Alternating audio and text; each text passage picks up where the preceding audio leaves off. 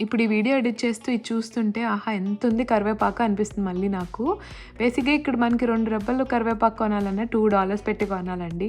ఏంటో అప్పుడు ఎంత బాధేస్తదంటే, అర్రే! ఇది మన ఇండియాలో ఇంతింత దొరికేది కదా అనిపిస్తది.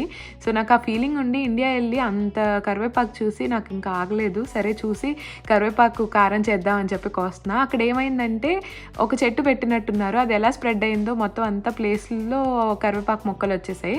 మా మమ్మీకి, జ్యోతమ్మకి, డ్యాడీకి మొక్కలంటే ఎంత ఇష్టం మీకు తెలుసు కదా. ఇక్కడ మేము ఎక్కువ ఉండకపోయినా కూడా ఇక్కడ కూడా విపరీతంగా మొక్కలు పెట్టారు.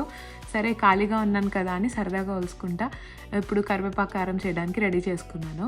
అదే ఏం లేదు, చాలా ఈజీ అండి. మినపప్పు అవన్నీ వేసుకొని చేసుకుంటారు కదా, మీకు ఆన్లైన్ బోల్డ్ రెసిపీస్ ఉంటాయి. సో బేసిక్గా నేను రెసిపీ చూపించట్లేదు, నేను ఈ కరివేపాకుని ఎంత లగ్జరీగా ట్రీట్ చేస్తున్నాను అని చెప్పి రిలేట్ చేసుకుంటూ వీడియో చేశాను అనమాట. మీరు కూడా చాలామంది రిలేట్ అవుతారు కదా ఇక్కడ ఉన్నోళ్ళు.